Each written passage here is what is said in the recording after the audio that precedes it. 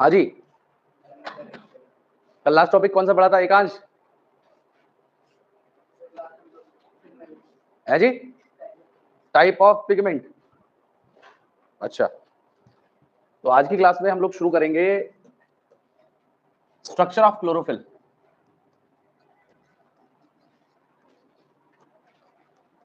कि क्लोरोफिल का स्ट्रक्चर क्या होगा, कैसा होगा, क्या क्या उसके कंपोनेंट्स होते हैं, वो सारी बातें हमें यहाँ पे पढ़नी होंगी। तो देखिए, अगर हम बात करें किसी क्लोरोफिल पिगमेंट के स्ट्रक्चर की, तो इसका स्ट्रक्चर टेडपोल जैसा होता है। टेडपोल का मतलब ये है कि सिंपली यहाँ पे आपको इस तरीके से हेड मिलेगा और इससे जुड़ी हुई एक टेल होती है। तो इसे शुरुआत वाले मतलब जो हेड वाला पार्ट होता है, इसे हम कहते हैं पोरफायरिन हेड। Porphyrin head. और नीचे जो लगा होता है ये पोर्शन, इसे कहते हैं फाइटोल टेल। तो दो चीजों से मिलके इस क्लोरोफिल का स्ट्रक्चर बना हुआ है। मैंने बताया कि इसका स्ट्रक्चर जो होता है वो टेडपोल स्ट्रक्चर है, और दूसरा इस क्लोरोफिल के अंदर दो मेन पार्ट हैं, एक पोरफायरिन हेड और दूसरा part phytol tail. Phytol tail. तो यहाँ पे जो पोरफायरिन हेड होता है, इस पोरफायरिन हेड में इसको पोरफायरिन नाम इसलिए दिया गया है क्योंकि बेटा ये पोरफायरिन एक ग्रुप होता है। पोरफायरिन एक ग्रुप होता है और ये ग्रुप क्लोरोफिल के साथ साथ ये आपको प्रेजेंट मिलता है हीमोग्लोबिन और साइटोक्रोम नाम के पिगमेंट के अंदर भी। ये प्रेजेंट होता है हीमोग्लोबिन के अंदर, साइटोक्रोम के अंदर, और क्लोरोफिल में तो है ही है, यहाँ तो हम पढ़ ही रहे हैं। तो इस पोरफायरिन हेड का काम क्या होता है? तो ये वो साइट है जहां पे इलेक्ट्रॉन का रीअरेंजमेंट होगा। ये वो साइट है जहां पे इलेक्ट्रॉन का रीअरेंजमेंट होता है। मतलब जब लाइट पड़ती है तो उस लाइट को ट्रैप करने का काम इस मेन पार्ट का होता है, पोरफायरिन हेड का, और इसी में जो इलेक्ट्रॉन्स हैं वो रीअरेंज हो जाते हैं इस हिस्से में। और इसके अंदर आपको एक साइक्लिक टेट्रापाइलोरिक रिंग मिलेगी। मतलब यहाँ पे 4 पायरोलिक रिंग स्ट्रक्चर मिलते हैं जिनके अंदर आपको नॉन आयनिक मैग्नीशियम आयन मिलेगा इसके सेंटर में। तो ये जो चारों यहाँ पे मैंने गोल गोल लगाए हैं, इसे कहते हैं हम लोग साइक्लिक टेट्रा पायरोलिक रिंग। और इसके सेंटर में लगा हुआ है non ionic magnesium ion. Non ionic magnesium ion. तो ये जो पोरफायरिन हेड वाला पार्ट था बेटा, जिसमें पोरफायरिन ग्रुप लगा हुआ था, जो हीमोग्लोबिन साइटोक्रोम क्लोरोफिल के अंदर प्रेजेंट है, और साथ में ये वो साइट है जहां पे इलेक्ट्रॉन का रीअरेंजमेंट हो जाएगा। अगली बात यहाँ पे ये है कि इसके अंदर आपको it also contain cyclic tetrapyrrolic ring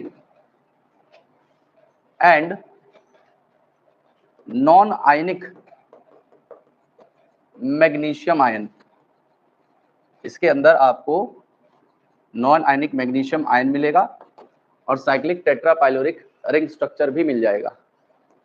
और बेटा जो मेन काम होता है, ध्यान से सुनिएगा मेरी बात को, जो मेन फंक्शन है वो मेन फंक्शन इस हिस्से का है केवल।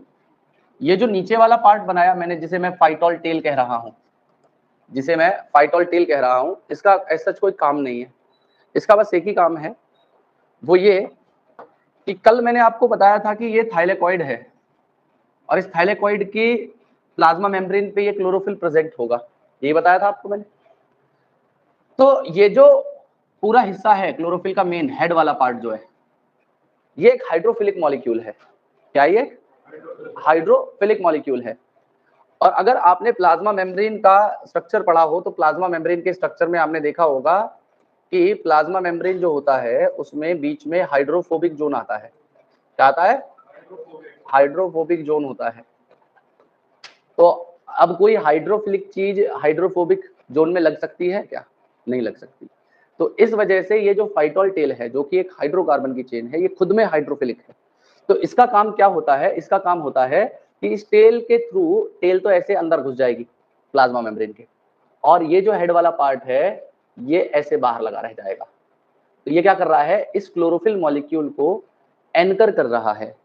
इसमें हाइड्रोफिलिक रीजन ऑफ थाइलेकॉइड, जहां पे हाइड्रोफिलिक रीजन था थाइलेकॉइड का, उसमें इस क्लोरोफिल को एनकरेज करने का काम कौन करता है? ये टेल वाला पार्ट करता है। क्लियर हो गई मेरी बात सभी को? तो केवल टेल का काम यही है। फोटोसिंथेसिस से रिलेटेड जितने भी फंक्शंस हैं वो सारा का सारा ये पोरफायरिन हेड वाला पार्ट परफॉर्म करेगा। क्लियर है मेरी बात? ठीक है, तो मैं इस बात को यहाँ पे लिख दे रहा हूं, इस बात को मैं यहाँ पे लिख दे रहा हूं कि ये एक लॉन्ग हाइड्रोकार्बन टेल है जिसका काम होगा क्या? इट विल एंकर क्लोरोफिल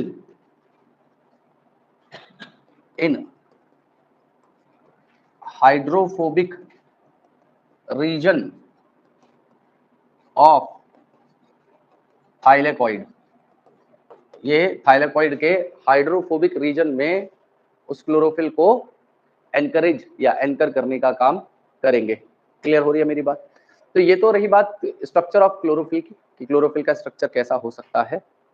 अब अगली बात जो हमें यहाँ पे करनी होगी बेटा वो ये है कि एब्जॉर्प्शन और एक्शन स्पेक्ट्रा क्या होता है। अगला जो टॉपिक हम शुरू करने वाले हैं वो है एब्जॉर्प्शन एंड एक्शन स्पेक्ट्रम। देखिए दोनों बातों को ध्यान से समझिएगा। आप एक बात तो जानते हो कि पिगमेंट क्या होते हैं, मैंने कल डेफिनेशन बताई थी कि पिगमेंट वो मॉलिक्यूल हैं जो लाइट को एक स्पेसिफिक वेवलेंथ की एब्जॉर्ब करते हैं। वो मॉलिक्यूल्स जो लाइट को एब्जॉर्ब कर सकते हैं वो इन्हीं को हम पिगमेंट कह रहे हैं। तो मैं ये कह रहा हूं कि अलग अलग पिगमेंट है, डिफरेंट टाइप के पिगमेंट्स हैं जो किसी प्लांट के अंदर या प्लांट के ग्रीन पार्ट के अंदर प्रेजेंट होते हैं। और ये डिफरेंट पिगमेंट क्या कर रहे हैं? ये डिफरेंट वेवलेंथ की लाइट को एब्जॉर्ब भी कर रहे हैं। ये डिफरेंट वेवलेंथ की लाइट को या सनलाइट को एब्जॉर्ब कर रहे हैं। तो मैं ऐसा करूं कि अलग अलग पिगमेंट द्वारा जो एब्जॉर्ब करी गई अलग अलग वेवलेंथ की सनलाइट है उसको अगर ग्राफ के रिप्रेजेंटेशन के तौर पे बनाऊं या ग्राफिकल रिप्रेजेंटेशन के तौर पे बनाऊं तो उसी ग्राफिकल रिप्रेजेंटेशन को हम एब्जॉर्प्शन स्पेक्ट्रा कहेंगे। मैंने क्या कहा कि एब्जॉर्प्शन स्पेक्ट्रम एक ग्राफिकल रिप्रेजेंटेशन है जिस ग्राफिकल रिप्रेजेंटेशन में हम जो पिगमेंट द्वारा अलग अलग वेवलेंथ की सनलाइट को एब्जॉर्ब किया गया है उसको शो करेंगे। क्लियर है मेरी बात सभी को? अलग अलग पिगमेंट द्वारा एब्जॉर्ब करी गई अलग अलग वेवलेंथ की सनलाइट को अगर ग्राफिकली रिप्रेजेंट किया जाए तो उसी ग्राफ को एब्जॉर्प्शन स्पेक्ट्रा कहा जाएगा। क्लियर है? अब एब्जॉर्प्शन स्पेक्ट्रा तो की डेफिनेशन आपको समझ में आ गई कि ये वो ग्राफ था जिससे हम लोग जो अलग अलग वेवलेंथ की लाइट एब्जॉर्ब की जा रही थी उसको दिखा रहे थे। एक्शन स्पेक्ट्रा क्या दिखाएगा कि जब अलग अलग वेवलेंथ की सनलाइट आ रही है या प्लांट उस अलग अलग वेवलेंथ की सनलाइट को एब्जॉर्ब कर रहा है तो उसको एब्जॉर्ब करने के बाद में रिलेटिव रेट ऑफ फोटोसिंथेसिस क्या है, मतलब किस वेवलेंथ की लाइट जब सबसे ज्यादा एब्जॉर्ब हो रही थी तो फोटोसिंथेसिस वहां पे ज्यादा हो रहा था या कम हो रहा था। तो उस चीज को अगर हम लोग ग्राफिकली दिखाते हैं तो उसे हम लोग एक्शन स्पेक्ट्रा कहते हैं। मैं क्या कह रहा हूं कि अगर हम रिलेटिव रेट ऑफ फोटोसिंथेसिस की बात करें at different wavelength of light, अलग अलग वेवलेंथ की लाइट पे अगर हम रिलेटिव रेट ऑफ फोटोसिंथेसिस की बात करें तो उसी चीज को क्या कहा जाएगा? Action spectra. Action spectra absorb करने को कहा जाएगा एब्जॉर्प्शन स्पेक्ट्रा, और उसको एब्जॉर्ब करने के बाद जब फोटोसिंथेसिस किया गया है उसे कहेंगे एक्शन स्पेक्ट्रा। तो एब्जॉर्प्शन और एक्शन स्पेक्ट्रा होगा, ये है एब्जॉर्प्शन स्पेक्ट्रा और ये है एक्शन स्पेक्ट्रा। अभी इन दोनों को देखना है, इसे बाद में बताऊंगा क्या है। ये अलग अलग वेवलेंथ की लाइट है, मतलब वेवलेंथ लिखा हुआ है 400, 500, 600, 700। यही है पूरा का पूरा पार रेडिएशन का जोन, इससे ज्यादा तो कम होगा नहीं। विजिबल लाइट 400 से नीचे और 700 से ऊपर होती है। जो फोटोसिंथेटिक एक्टिव रेडिएशन होंगे वो 400 टू 700 नैनोमीटर के बीच में आएंगे, उससे ज्यादा तो जाएंगे नहीं। तो यहाँ पे अगर आप ये तीन पिगमेंट्स को लेके कंपेयर किया गया है, क्लोरोफिल बी, क्लोरोफिल ए और कैरोटीनॉइड्स। तो अगर आप सबसे पहले क्लोरोफिल बी को ही देख लीजिए, तो क्लोरोफिल बी का सबसे ज्यादा जो मैक्सिमम एब्जॉर्प्शन था, क्लोरोफिल बी ग्रीन लाइन है, इसका जो सबसे ज्यादा मैक्सिमम एब्जॉर्प्शन था वो 470 या 480 नैनोमीटर के आसपास हो रखा था यहाँ पे। तो 400 से 500 या 450 से 500 के बीच में 470 या 480 पे मैक्सिमम एब्जॉर्प्शन शो कर रहा है कौन सा, क्लोरोफिल बी मॉलिक्यूल। और सिमिलरली उसका जितना एब्जॉर्प्शन रेट था उसका मेरे हिसाब से आधा भी नहीं, आधे से भी कम एब्जॉर्प्शन यहाँ पे हो रहा है। लगभग आप मान के चलिए 650 नैनोमीटर के ऊपर, 650 नैनोमीटर या 630-40 के अराउंड आप कह सकते हो, ठीक है। 630 या 40 नैनोमीटर के आसपास इसका एब्जॉर्प्शन हो रहा है। तो क्लोरोफिल बी के अंदर यहाँ पे बहुत ज्यादा एब्जॉर्प्शन है, यहाँ पे बहुत कम एब्जॉर्प्शन है। अब आप बात करें दूसरी, आप देखिए कैरोटीनॉइड्स की, जो ऑरेंज कलर की लाइन दिखाई दे रही होगी। तो कैरोटीनॉइड का जितना भी एब्जॉर्प्शन हो रहा है वो आपको लगभग 460 से लेके यहाँ पे 500 इसी जोन में मिल रहा है। उसके अलावा किसी जोन में ये एब्जॉर्ब कर ही नहीं सकता। इसका जो भी एब्जॉर्प्शन होगा वो 450 से 500 के बीच में खत्म है, उससे ज्यादा ये एब्जॉर्ब नहीं कर सकता। बाकी देखिए 500 के बाद में कहीं पे भी आपको ऑरेंज लाइन नहीं दिखाई दे रही। तो कैरोटीनॉइड का भी हमने देख लिया। अब अगर आप देखिए क्लोरोफिल ए के लिए जो ब्लू लाइन है, तो आप देखिए ये एक लीनियर एब्जॉर्प्शन पैटर्न शो कर रही है। लीनियर का मतलब ये है कि अगर आप देखें तो ये 430 नैनोमीटर पे पहले जोन में एब्जॉर्प्शन कर रही है और लगभग 680 नैनोमीटर के आसपास ये 600 से 700 नैनोमीटर के बीच में कर रही है। तो पिगमेंट वो मॉलिक्यूल होते हैं या आइडियल पिगमेंट वो हो सकता है जो वाइड रेंज में लगभग बराबर से एब्जॉर्प्शन कर सके। मतलब कहने का ये है कि अगर आप क्लोरोफिल ए और बी को देखें तो इनकी कैरोटीनॉइड और क्लोरोफिल बी को देखें तो क्लोरोफिल बी ठीक है, यहाँ पे इस जोन में सबसे ज्यादा बहुत अच्छा एब्जॉर्प्शन कर रहा है, लेकिन दूसरे जोन में इसके अलावा कहीं पे भी उसका एब्जॉर्प्शन बहुत कम है। कैरोटीनॉइड्स तो एक जोन में एब्जॉर्प्शन करने के बाद खत्म।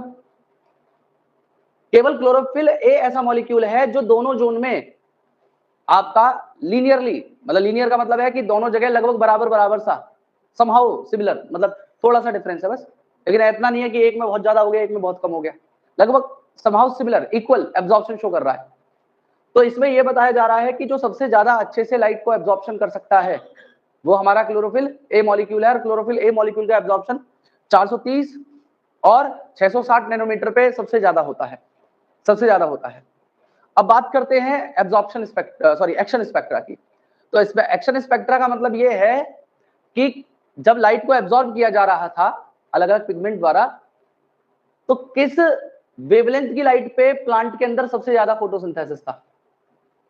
तो देखिए यहाँ पे अगर आप देख पा रहे हो तो 430 नैनोमीटर है जिसपे प्लांट के अंदर सबसे ज्यादा फोटोसिंथेसिस था, और यहाँ पे आप अगर देखें तो 660 नैनोमीटर है जहां पे प्लांट का सबसे ज्यादा फोटोसिंथेटिक रेट था। और अगर आप ऐसा करें क्लोरोफिल ए और इस एक्शन स्पेक्ट्रा को कॉरस्पॉन्ड कर दे या कोइंसाइड कर दे एक साथ, तो आप देखेंगे जब क्लोरोफिल ए का एब्जॉर्प्शन सबसे ज्यादा है तभी फोटोसिंथेटिक रेट भी प्लांट में ज्यादा है। जब फोटोसिंथेटिक जो रेट है वो जब सबसे ज्यादा है तो उस दौरान क्लोरोफिल ए का एब्जॉर्प्शन सबसे ज्यादा है। तो इससे हमें ये कंक्लूड करने के लिए मिलता है कि जो क्लोरोफिल ए मॉलिक्यूल होता है, जो क्लोरोफिल ए मॉलिक्यूल होता है, ये मेन या चीफ फोटोसिंथेटिक पिगमेंट है। और दूसरा, जिस लाइट में सबसे ज्यादा फोटोसिंथेसिस होगा वो हमारी रेड और ब्लू लाइट है, और सबसे कम जो फोटोसिंथेसिस होता है वो ग्रीन सनलाइट में होगा।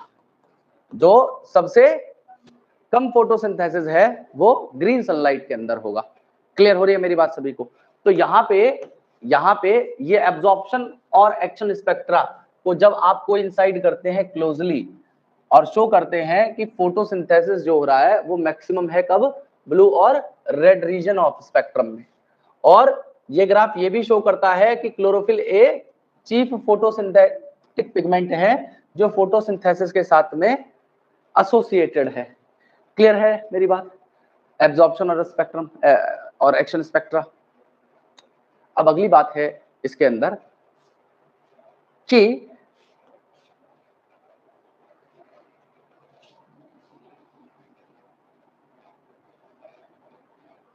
लाइट रिएक्शंस क्या होते हैं।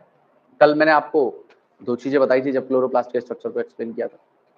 एक मैंने बताए थे ग्रेना जो बन रहे थे थाइलेकॉइड से, उसकी मेम्ब्रेन पे, थाइलेकॉइड की मेम्ब्रेन पे लाइट रिएक्शन हो रहा था। लाइट रिएक्शन से क्या बन रहा था, एटीपी और NADPH बन रहा था। और जब लाइट रिएक्शन हो जा रहा था तो एटीपी और NADPH को यूज करके डार्क रिएक्शन किया जा रहा था। डार्क रिएक्शन कहाँ पे किया जा रहा था, स्ट्रोमा वाले पार्ट में। डार्क रिएक्शन में किसको यूज किया जा रहा था, कार्बन डाइऑक्साइड को क्या बनाने में, ग्लूकोज को बनाने में, यही तो था। तो एक रिएक्शन जो लाइट था वो थाइलेकॉइड मेम्ब्रेन में हुआ था, दूसरा रिएक्शन जो डार्क रिएक्शन था वो स्ट्रोमा के अंदर हुआ था। ये हम लोगों ने कल पढ़ा। तो आज हम लोग सबसे पहले लाइट रिएक्शन की बात करेंगे कि लाइट रिएक्शन क्या होता है।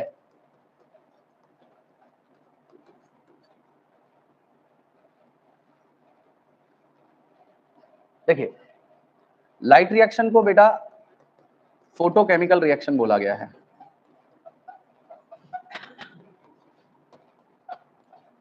लाइट रिएक्शन को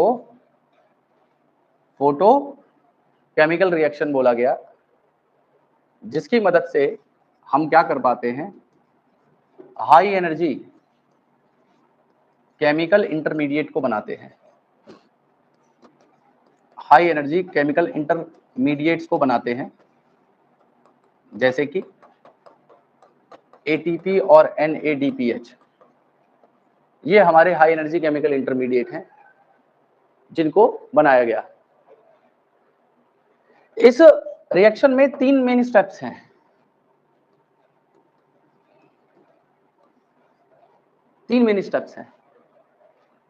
सबसे पहला, लाइट को एब्जॉर्ब किया जाएगा।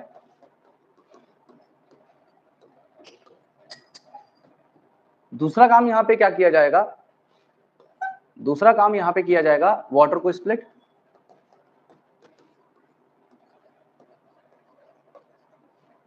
और तीसरा काम यहां पे क्या किया जाएगा, ऑक्सीजन को लिबरेट।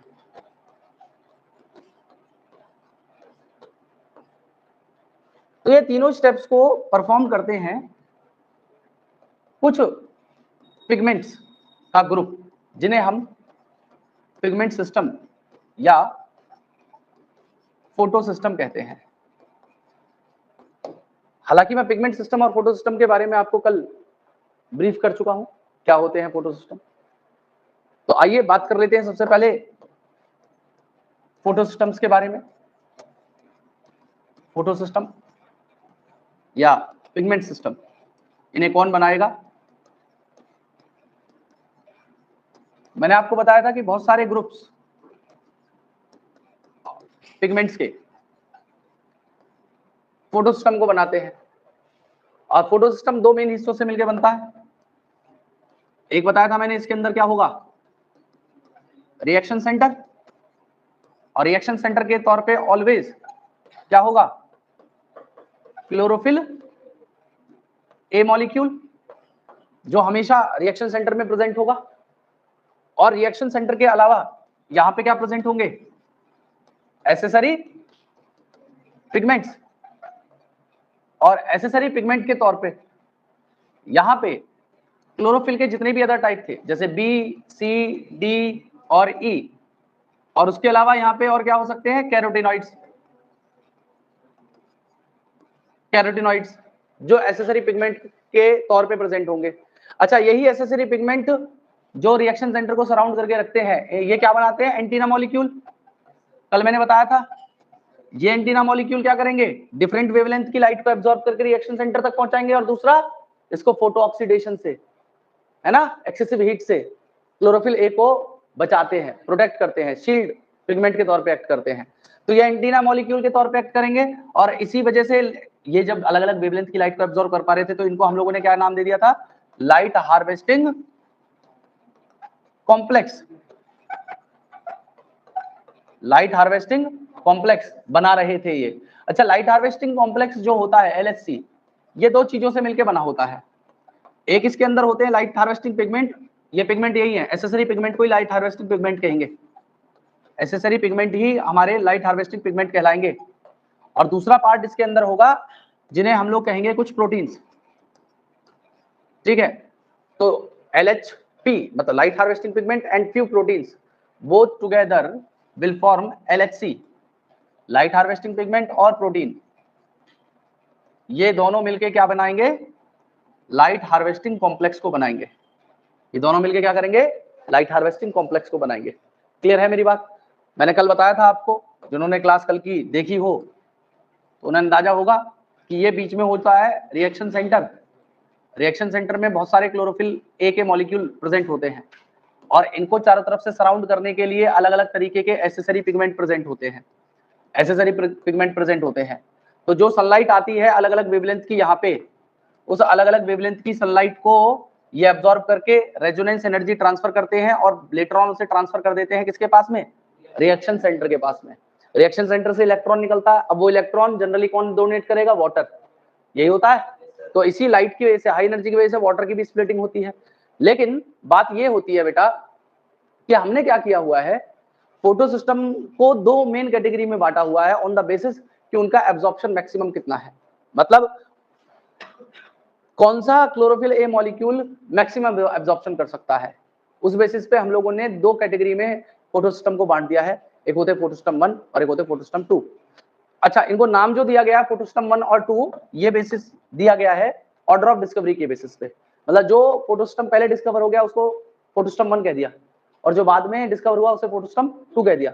तो यहाँ पे क्या कहा जा रहा है, यहाँ पे कहा जा रहा है कि जो फोटो सिस्टम होते हैं, इन फोटो सिस्टम को दो मेन कैटेगरीज में बांट देते हैं।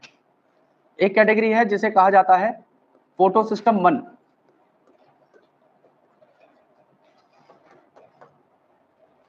और दूसरा है फोटो सिस्टम 2।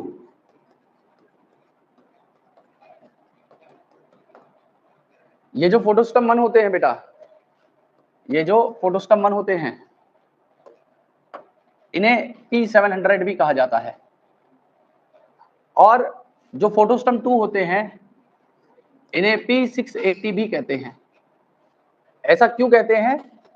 ऐसा इसलिए कहा जाता है कि ये जो फोटो सिस्टम 1 है इसके साथ में एसोसिएटेड जो रिएक्शन सेंटर होगा जिसमें कि क्लोरोफिल ए मॉलिक्यूल प्रेजेंट होंगे, वो रिएक्शन सेंटर जो जिसके अंदर क्लोरोफिल ए प्रेजेंट है, इसका एब्जॉर्प्शन मैक्सिमा या एब्जॉर्प्शन पीक कह लीजिए, जो सबसे ज्यादा मैक्सिमम एब्जॉर्प्शन कितना कर सकता है, वो 700 नैनोमीटर है। इससे ज्यादा वेवलेंथ की लाइट को एब्जॉर्ब नहीं कर सकता, इस वजह से इसको नाम दे दिया गया P700। और इस रिएक्शन सेंटर के साथ में एसोसिएटेड होगा लाइट हार्वेस्टिंग कॉम्प्लेक्स 1 LHC1 और LHC1 को बना रहे होंगे दो चीजें, लाइट हार्वेस्टिंग पिगमेंट और proteins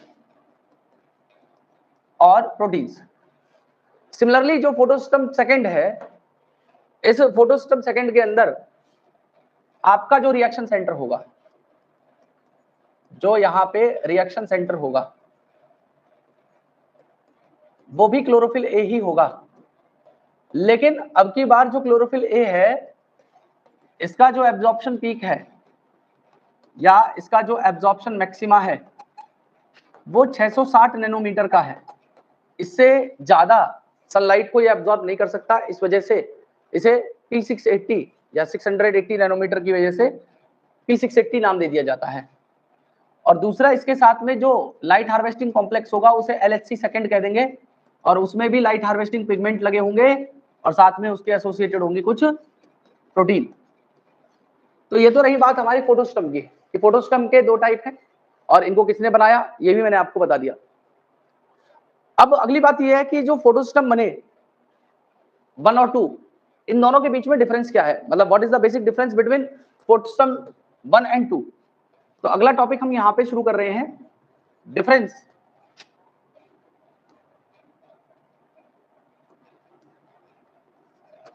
between PS1 and PS2।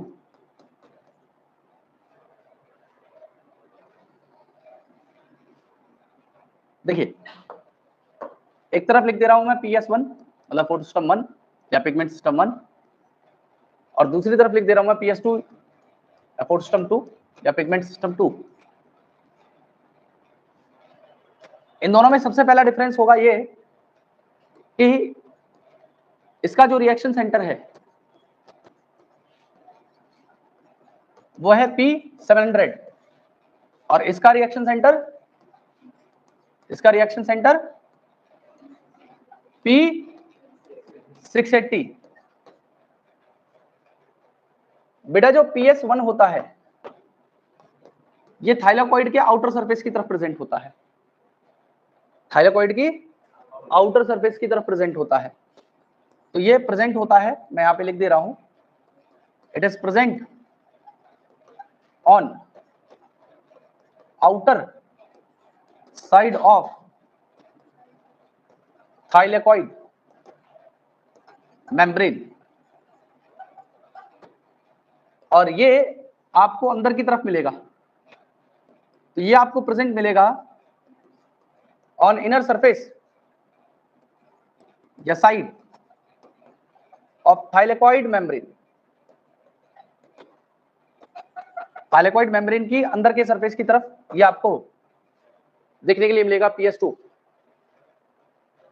दूसरा जो फोटोसिस्टम 1 होता है बेटा ये प्रेजेंट होता है दोनों जगहों पे, ये ग्रेना के ऊपर प्रेजेंट भी होगा और स्ट्रोमा लैमेला के ऊपर भी प्रेजेंट होगा, और PS2 स्ट्रोमा लैमेला पे नहीं प्रेजेंट होता, वो केवल और केवल आपको ग्रेना के ऊपर ही देखने के लिए मिलेगा। तो it is present on grana and stroma lamella, और ये प्रेजेंट होता है ऑन ग्रेना ओनली, ये केवल ग्रेना के ऊपर ही मौजूद होगा। उसके अलावा अगली बात की जाए तो ये जो फोटोसिस्टम 1 है बेटा, यहां पे फोटोसिस्टम 1 में कभी भी वाटर स्प्लिट नहीं हो सकता, मतलब it is not associated with water splitting या स्प्लिटिंग ऑफ वाटर, लेकिन फोटोसिस्टम 2 पे हमेशा वाटर स्प्लिटिंग होगी। तो यहां पे मैं लिख दे रहा हूं it is not associated with splitting of water and it is associated with water splitting। उसके अलावा ये आपका दो तरीके के फोटोफॉस्फोराइलेशन होते हैं, कल मैंने बताया था फोटोफॉस्फोराइलेशन वो प्रोसेस है जिसमें एटीपी को सिंथेसाइज किया जाता है, बताया था। तो ये आपके दोनों तरीके के साइक्लिक और नॉन साइक्लिक दोनों में इन्वॉल्व होता है। तो ये आपको इन्वॉल्व मिलेगा इन cyclic and non cyclic photo phosphorylation,